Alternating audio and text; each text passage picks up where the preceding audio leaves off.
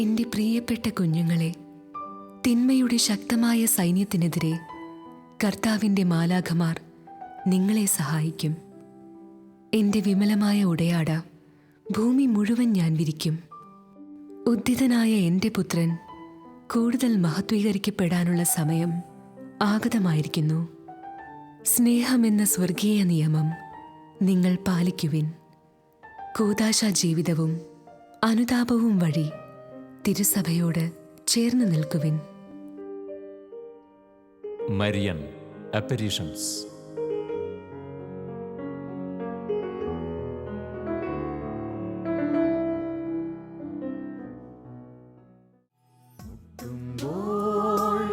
എന്നും തുറക്കുന്ന വാതിലേ, നിത്യസഹായത്തിൻ പൂന്തെന്നലേ, സ്വർഗത്തിലെന്നും വിളങ്ങുന്ന താരമേ, സ്നേഹത്തിൻ നിലയനമേ,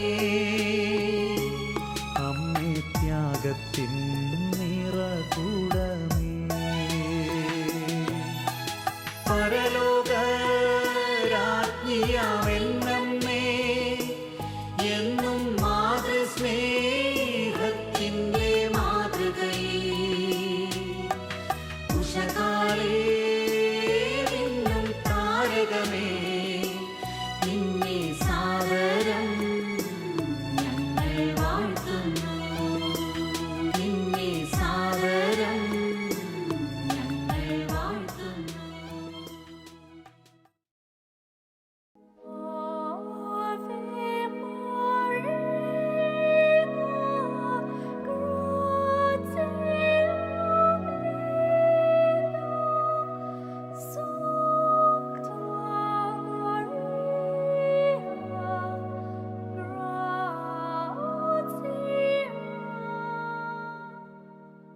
വിശുദ്ധ അഗസ്റ്റിൻ അമ്മയെക്കുറിച്ച് ഇപ്രകാരം നമ്മെ ഉദ്ബോധിപ്പിക്കുന്നു.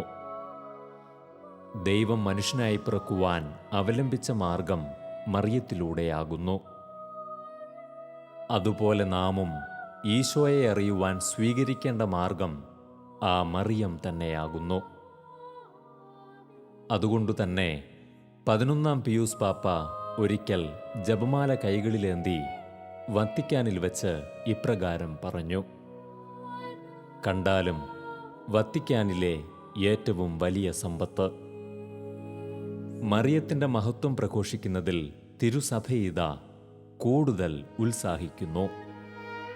തിരുസഭയുടെ മുറിവുകൾ സൗഖ്യമാക്കിയ സുഗന്ധതൈലം എന്നെന്നും അമ്മയുടെ മാധ്യസ്ഥമല്ലാതെ വേറൊന്നുമല്ല.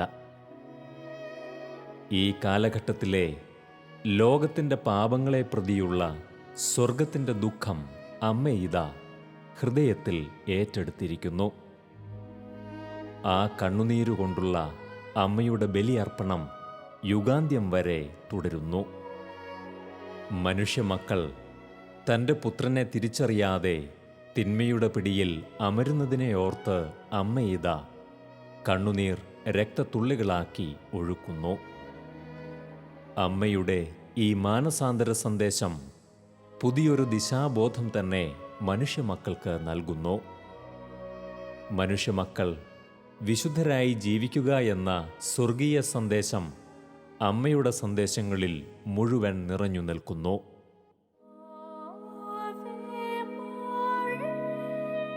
ഈശോയോടുള്ള സ്നേഹത്തിലും അഗാധമായ ബന്ധത്തിലും നിലനിൽക്കുക എന്നതാണ് പാപത്തിൽ നിന്നും രക്ഷ നേടുവാനുള്ള പോംവഴി എന്ന് അമ്മ ഓർമ്മിപ്പിക്കുന്നു.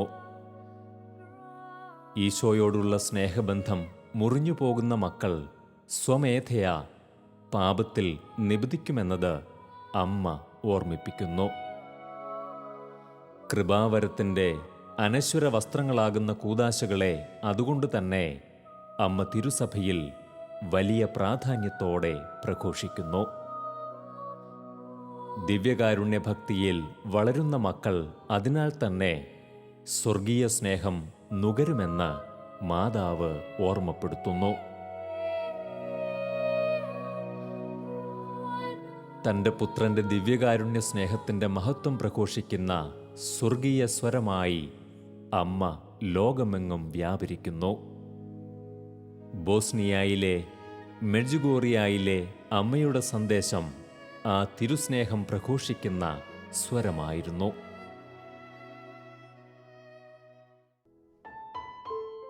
എന്റെ കുഞ്ഞുമക്കളെ, ദിവ്യകാരുണ്യത്തിന്റെ മുൻപിൽ നിങ്ങൾ കരങ്ങൾ കൂപ്പിത്തന്നെ നിൽക്കുവിൻ.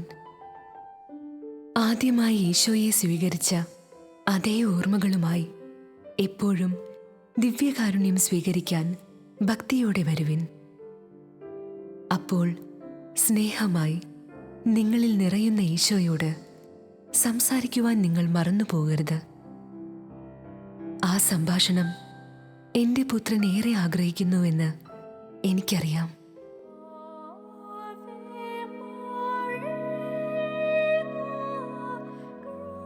ലോകാവസാനം വരെ മനുഷ്യരുടെ ഹൃദയങ്ങളിൽ വസിക്കുവാനായി ദൈവമൊരുക്കിയ സുന്ദരമായ സ്നേഹകൂദാശയാകുന്നു ദിവ്യകാരുണ്യം.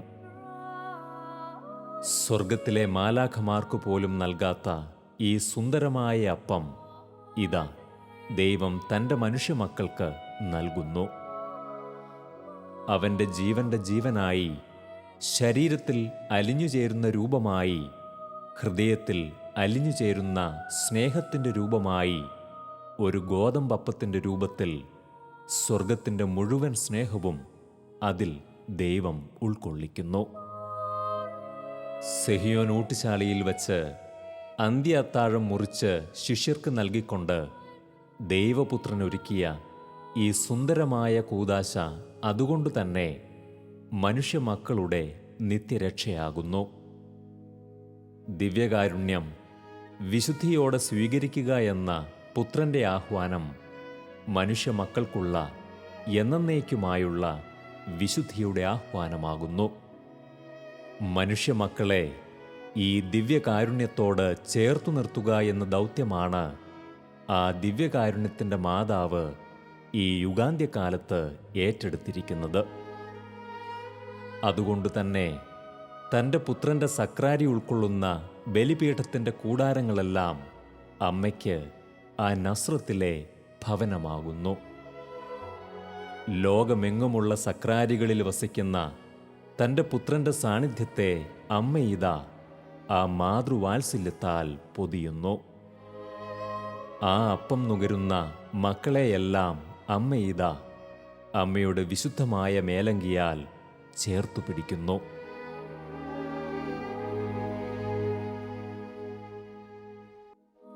തിന്മയുടെ ആക്രമണങ്ങളിൽ നിന്നും മക്കളെ സംരക്ഷിക്കുവാൻ, തൻ്റെ മക്കൾ നിർമ്മലരായി ജീവിക്കുവാൻ അമ്മയിതാ ആ ദിവ്യമായ മേലങ്കി ലോകം മുഴുവൻ വിരിക്കുന്നു. അതെ, അമ്മയുടെ ചാരയണയുന്ന മക്കളെയെല്ലാം അമ്മ ആ ദിവ്യമായ മാതൃസ്നേഹത്താൽ പൊതിയുന്നു. അതെ, അമ്മ സ്വർഗമൊരുക്കിയ സ്വർണാലയമാകുന്നു. ഇനിയുള്ള കാലഘട്ടത്തിൽ ആ മറിയമെന്ന സ്വർണാലയത്തിൽ കയറി നിന്നുകൊണ്ട് സംരക്ഷണം നേടുക എന്നതാകുന്നു മനുഷ്യമക്കൾക്ക് ലഭ്യമായിരിക്കുന്ന ഒരു വലിയ സംരക്ഷണ കോട്ട എന്ന് തിരിച്ചറിയുക. മറിയം വസിക്കുന്ന, വ്യാപരിക്കുന്ന ഇടങ്ങളെ തിന്മ ഏറെ ഭയപ്പെടുന്നു.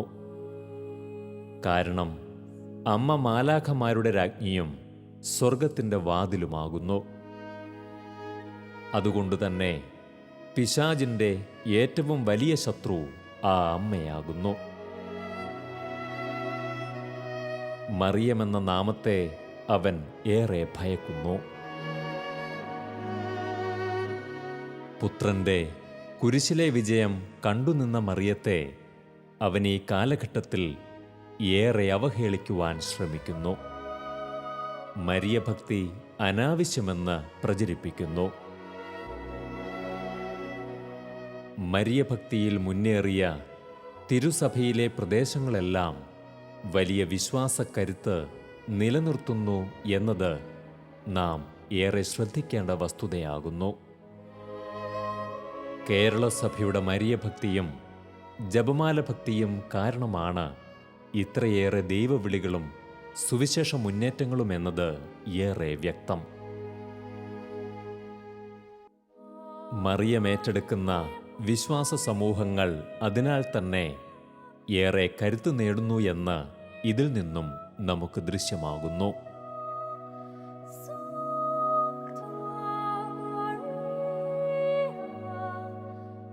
ജർമ്മനിയിലെ ഹീഡിൽ അമ്മ ഇടപെട്ട ഒരു പ്രത്യക്ഷത്തെയാണ് നാം ഇന്ന് കണ്ടെത്തുന്നത്. ജർമ്മനിയുടെ വടക്കു പടിഞ്ഞാറ് ഭാഗത്തായി ഒസ്നാബ്രൂക്ക് രൂപതയിൽപ്പെട്ട ഒരു ഗ്രാമമാണ് ഹീഡ്. 1937 കാലഘട്ടം ജർമ്മനിയിൽ വലിയ വിശ്വാസ തളർച്ച നേരിട്ട കാലഘട്ടം. ജനങ്ങൾ ദേവാലയം ഉപേക്ഷിച്ച് കൃഷിക്കും മറ്റു ജോലികൾക്കുമായി പോയ പ്രത്യേക അവസ്ഥ. പല പള്ളികളിലും ദിവ്യബലി അർപ്പണത്തിന് വളരെ കുറഞ്ഞ ആളുകൾ മാത്രം എത്തിച്ചേരുന്ന കാലഘട്ടം. കുമ്പസാരം, കുർബാന സ്വീകരണം എന്നീ കൂദാശകൾക്കെതിരെ വിവിധ തെറ്റായ പഠനങ്ങൾ ജർമ്മനിയിലെങ്ങും പ്രചരിപ്പിക്കപ്പെട്ട സമയം. ഇത്തരമൊരു പ്രത്യേക കാലഘട്ടത്തിലായിരുന്നു ഗ്രാമവാസികളായ 4 കുട്ടികൾക്ക് അമ്മ അവരുടെ സമീപത്തെ ദേവാലയത്തിൻ്റെ സെമിത്തേരിക്ക് ചാരെ പൂന്തോട്ടത്തിൽ നവംബർ 1 വൈകുന്നേരം ഒരു വലിയ പ്രത്യക്ഷമേകിയത്. കൂട്ടുകാരായ അന്ന സെബൂട്ട്, സൂസന്ന ബൺസ്, ഗ്രീറ്റ് ഗാൻസ്ഫോത്ത്, മരിയ ഗാൻഫോത്ത് എന്നീ കുട്ടികൾക്കായിരുന്നു അമ്മയവിടെ ദർശനമേകിയത്. വൈകുന്നേരം പ്രാർത്ഥിക്കുവാനായി ദേവാലയത്തിലേക്ക് നടന്നുപോയ കുട്ടികൾക്ക് മുൻപിൽ ഒരു വലിയ സ്വർഗീയ പ്രഭ നിറഞ്ഞു വന്നു.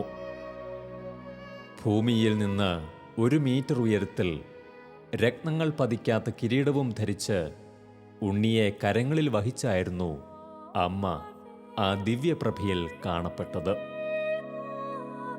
ഞാൻ സർവ്വലോകത്തിൻ്റെയും രാജ്ഞിയാണെന്നും പാവങ്ങളുടെ കന്യക എന്ന് വിളിക്കപ്പെടുവാൻ ഞാൻ ആഗ്രഹിക്കുന്നു എന്നും അമ്മ കുട്ടികളോട് പറഞ്ഞു.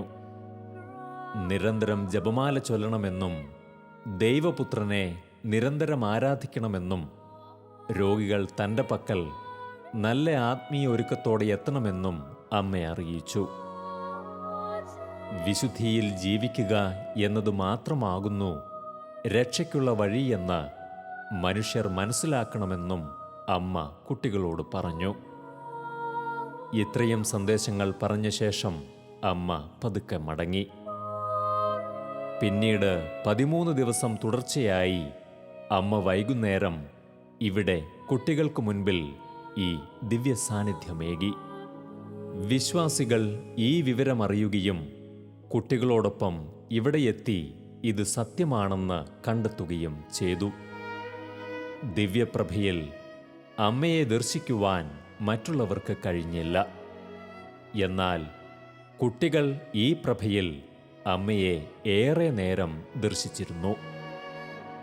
ഇതിൽ കോപം പൂണ്ട അവിടുത്തെ ഭരണാധികാരികൾ കുട്ടികളെ മാനസിക രോഗകേന്ദ്രത്തിൽ അടയ്ക്കുകയും ചികിത്സയ്ക്കായി നിർദ്ദേശിക്കുകയും ചെയ്തു. 6 മാസം കുട്ടികളിവിടെ തടവിൽ കഴിഞ്ഞുവെങ്കിലും അവർ ഈ സത്യമായ പ്രത്യക്ഷ വിവരം മാറ്റിപ്പറഞ്ഞില്ല. പിന്നീട് അവർ മോചിതരായി. തുടർന്ന് ഇവിടേക്ക് ജനങ്ങൾ കത്തിച്ച ദീപങ്ങളുമായി ജപമാലയും ചൊല്ലി നിരനിരയായി വന്നു ചേർന്നു. ഉണ്ണിയേശുവിനെ കരങ്ങളിൽ വഹിച്ച ഇവിടുത്തെ അമ്മയുടെ രൂപം അനേകം അനുഗ്രഹങ്ങൾ നമുക്ക് പുത്രനിൽ നിന്നും വാങ്ങി നൽകുന്നു. ജർമ്മനി, ഹോളണ്ട്, പോളണ്ട് തുടങ്ങിയ രാജ്യങ്ങളിൽ നിന്ന് അനേകം തീർത്ഥാടകർ ഇവിടുത്തേക്ക് ഒഴുകിയെത്തുകയും ഇവിടം വലിയ സൗഖ്യവാർത്തകൾക്ക് ഹേതുവാകുകയും ചെയ്തു. വിശുദ്ധ കുർബാന എഴുന്നള്ളിച്ചു വച്ചുള്ള രാത്രിയിലെ ആരാധനയിലും ജപമാലയർപ്പണത്തിലും ദിവ്യബലിയിലും അനേകം രോഗികൾ ഇവിടെ എത്തിച്ചേരുന്നു.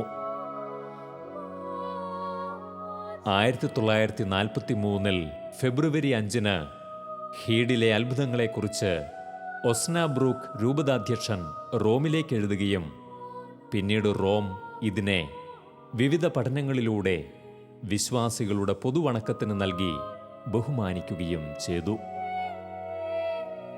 അനേകം അത്ഭുതത്തിൻ്റെ സാക്ഷ്യം പ്രഘോഷിച്ചും അനേകം വ്യക്തികളെ ദിവ്യകാരുണ്യനാഥനിലേക്കും ചേർത്തുകൊണ്ട് അമ്മയുടെ ഇവിടുത്തെ സാന്നിധ്യം ഇന്നും തുടരുന്നു. ജർമ്മനിയിലെ ഹീഡിലെ ഈ മാതൃ ഇടപെടൽ വഴി ജർമ്മനിയിലെ തിരുസഭ ഏറെ കരുത്ത് നേടി. അനേകം വിശ്വാസധീരന്മാർ ഉണർന്നെഴുന്നേറ്റു.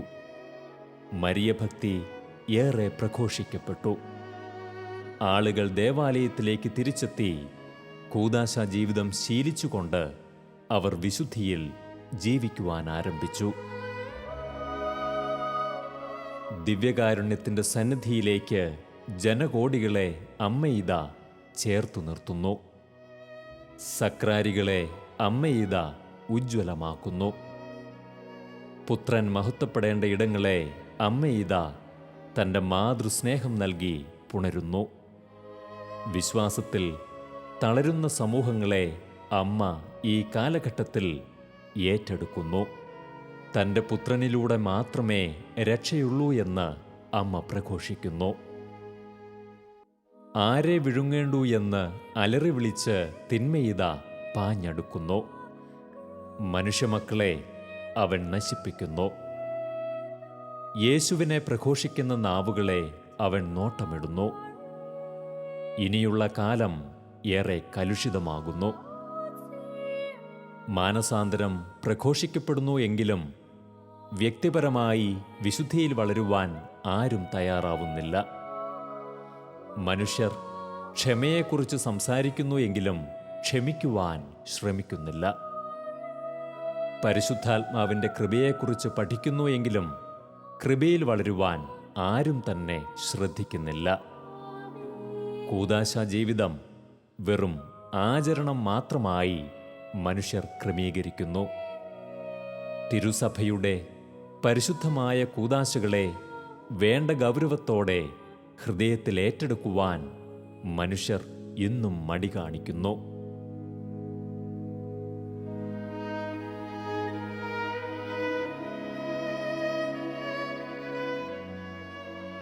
തിരുവചനം ഉച്ചത്തിൽ വായിക്കുന്നു എങ്കിലും വചനത്തിനായി ഹൃദയം നൽകാൻ തയ്യാറാവുന്നില്ല.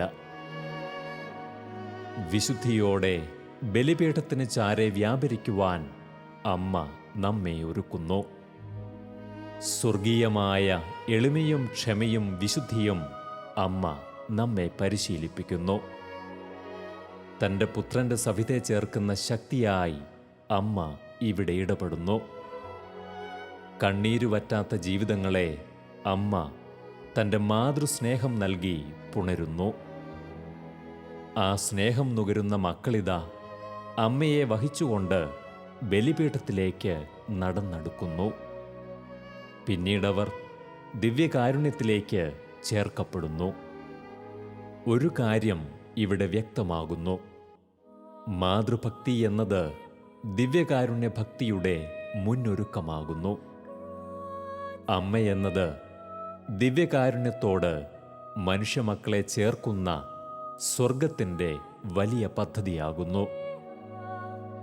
ആവേ മരിയ ഗീതങ്ങൾ നിലയ്ക്കാതെ മുഴങ്ങട്ടെ. അങ്ങനെ മക്കൾ സക്രാരികൾക്കരികെ ചേക്കേറട്ടെ. സക്രാരികളിൽ വസിക്കുന്ന ആ ജീവിക്കുന്ന ദൈവപുത്രൻ മനുഷ്യരെ നിത്യമായ സ്വർഗത്തിലേക്ക് ചേർക്കട്ടെ.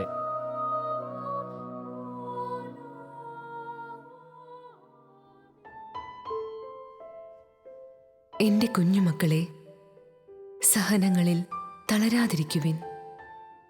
കൈകളിൽ ജപമാല മുറുകെ പിടിക്കുവിൻ. ഞാനൊരമ്മയായതുകൊണ്ട് നിങ്ങളുടെ ദുഃഖങ്ങൾ മനസ്സിലാക്കാൻ കഴിയുമെന്ന് വിശ്വസിക്കുവിൻ. ബത്ലഹേം മുതൽ കാൽവരി വരെ സഹനങ്ങൾ മാത്രമായിരുന്നു എൻ്റെ ജീവിതം. എന്നിട്ടും ഞാൻ ദൈവപുത്രന്റെ മഹത്വം കാണുവാൻ കാത്തിരുന്നു. അതുകൊണ്ട് എന്നോടൊപ്പം പുത്രന്റെ അടുത്ത് വരുമ്പോൾ പുത്രൻ നിങ്ങളെ തള്ളിക്കളയില്ല എന്ന് എനിക്കുറപ്പുണ്ട്.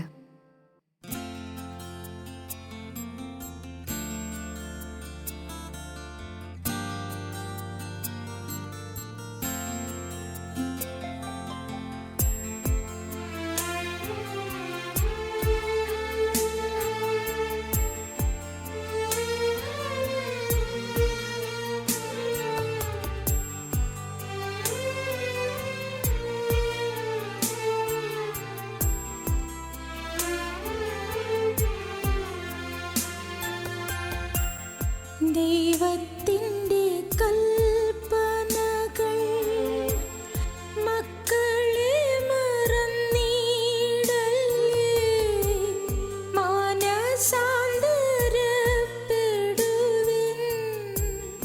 മാതാവിന്നും ചൊല്ലിടുന്നു. ലോകം മുഴുവൻ നിറഞ്ഞു പാപത്തിൻ്റെ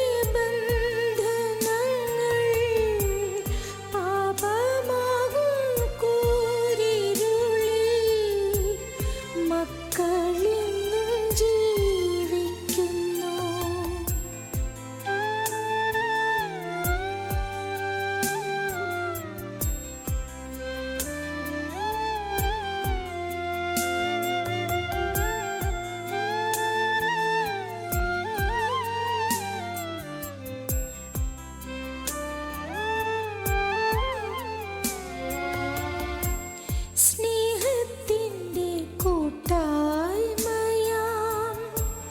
സത്കുടുംബ ബന്ധങ്ങളെ ചിന്ന ഭിന്നമാക്കിയിടുവാൻ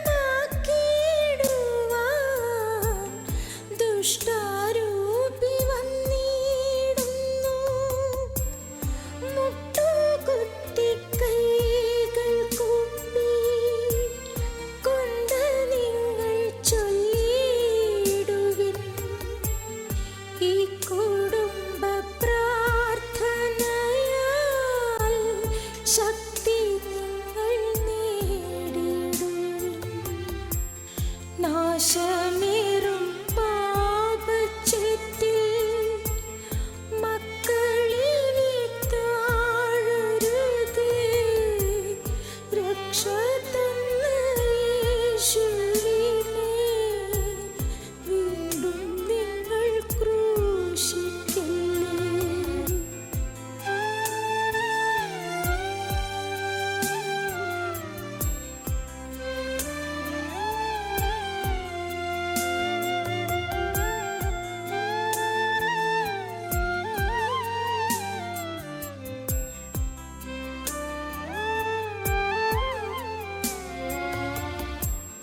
കുംഭസാര കൂദാശയാൽ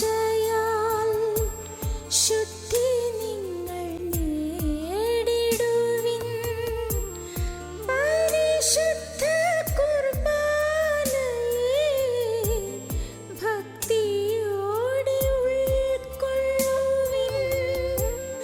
പാവനാത്മനേകിടുന്ന ജീവനേകും തിരുവചനം ധ്യാനിച്ചനുതാപത്തിൻ്റെ മാർഗം നിങ്ങൾ സ്വീകരിപ്പിൻ. സത്കുടുംബനാഥനാകും മാർ യോസേപ്പിൻ മാധ്യസ്ഥ്യവും സകല വിശുദ്ധരെയും നിത്യമോർത്തു പ്രാർത്ഥിക്കുവിൻ.